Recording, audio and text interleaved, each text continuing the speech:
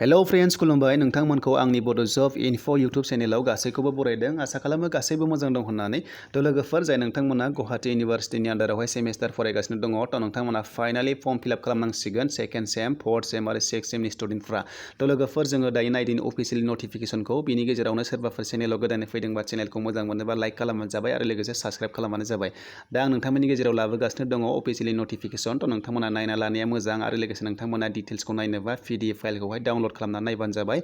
आं नोंथांमोननो डिसक्रिप्शनावहाय होना होदों नोंथांमोना थांनानै डाइरेक्ट बेखौहाय डाउनलड खालामनानै गासैखौबो डिटेल्सखौ नायनो हागोन दा जों थांदिनि अफिसियेलि नटिफिकेसनाव लोगोफोर फै जों थांदिनि नायदिनि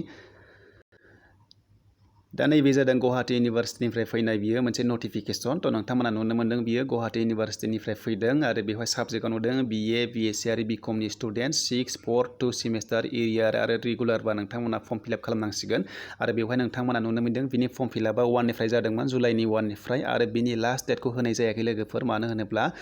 प्रेजेन्ट सिटुएसना जोबोर गाज्रि थ' नोंथांमोना मिथिखागौ बाहेरायाव थांनो हाया रावबो थ' नोंथांमोननि थाखाय बिनि लास्ट डेटखौ होनाय जायाखै नोंथांमोना हाखु दाखु जानाङा गोसोबादि बेखौ फर्म फिलआप खालामनो हागोन आरो लोगोसे बुंदों बेवहाय जुदि प्रेजेन्ट सिटुएसना जुदि नर्मेल जायोब्ला नोंथांमोननि थाखाय लास्ट डेटखौहाय नटिफाइड खालामनो हागोन होनना बुंदों उनावहाय थ' लोगोफोर नोंथांमोना दायो जेबो हाखु दाखु जानाङा नोंथांमोना गोसोबादि खालामनो हागोन दा जों बेखौ बुजिबाय लोगोफोर दा जों थांदिनि नेक्स्टआवहाय माखासे इन्सट्राक्सन दङ बेखौ नायना लानाया जोबोर गोनां जों थांदिनि बेवहाय थ' लोगोफोर बेवहाय बुंदों 6आवहाय दङ कलेज हेभ टु डिप'जिट द एग्जामिनेसन फिस सेमिस्टार वाइज आरो स्ट्रिम वाइज लोगोफोर कलेजासो बेखौहाय फिसखौहाय पे खालामगोन गुवाहाटी इउनिभार्सिटीनिफ्राय थ' नोंथांमोननिफ्राय देग्लायो माने गुवाहाटी इउनिभार्सिटीया डाइरेक्टलि लानाय नङा लोगोफोर थ' नोंथांमोना स्टुडेन्टस कलेजाव होनांगोन कलेजासो बेखौहाय पे खालामगोन दा जों थांदिनि नेक्स्टआवहाय मोनसे इम्परटेन्ट दंबावो जाय नोंथांमोना बेक साबजेक्ट दङ थ' नोंथांमोननि थाखाय जोबोद दुखुनि बाथ्रा थ' बे नायदों नोंथांमोनाहाय नुदों 12आव नुदों students of 6 semester having arrear subjects in second semester will not be allowed to appear in both the semester लोगोफोर नोंथांमोना नुनो मोन्दों जुदि नोंथांमोना बेक दङब्ला नोंथांमोना माने खनसेनो मोननै एग्जामावहाय एलाउ गैया होनना बुंदों थ' नोंथांमोना जिखुनु जाया मोनसेल' एग्जाम लिरनो हागोन होनना बुंदों थ' लोगोफोर बेयो जोबोद दुखुनि बाथ्रा जुदि नोंथांमोना बेक दङब्ला थ' लोगोफोर आं खावलायो जाहाथे बेक दोना बेखौ नोंथांमोना गोसो होनानै फरायबानो जाबाय आरो लोगोसे नोंथांमोना नुनो मोन्दों माखासे इन्सट्राक्सन बेखौ नोंथांमोना गासैखौबो PDF फाइलावहाय नायनो हागोन डाउनलड खालामनानै दा नोंथांमोना बेखौहाय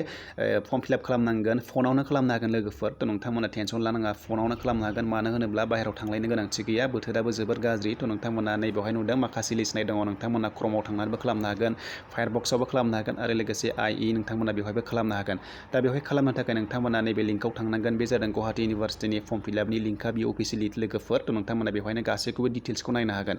बेनो जादों नोंथांमोना नुनो मोन्दों बेवहाय GU exam.com/ नोंथांमोना बिदि नुदों थ' नोंथांमोननि थाखाय बियो लिंक बियो अफिसियेलि थ' नोंथांमोना आङो बेखौ लिंकखौ होना होगोन नोंथांमोनाहाय बेयावनो थांनानै डाइरेक्टलि खालामनो हागोन थ' लोगोफोर जुदि नोंथांमोना भिडिअखौ मोजां मोनदोंबा लाइक खालामनो दाबाव आरो लोगोसे गोदानै फैदोंमोनब्ला चेनेलखौहाय साबस्क्राइब खालामना लाबानो जाबाय आरो लोगोसे हानायसेबां भिडिअखौ शेयार खालामबानो जाबाय जाहाथे बयबो स्टुडेन्टसफ्रा नुनानै बेखौहाय बुजिनानै आरो फर्म फिलआपखौ खालामनो हायो थ' लोगोफोर बेखिनियानोसै भिडिअआ नोंथांमोननि थाखाय आङो बेखिनियावनो भिडिअखौ फोजोबबाय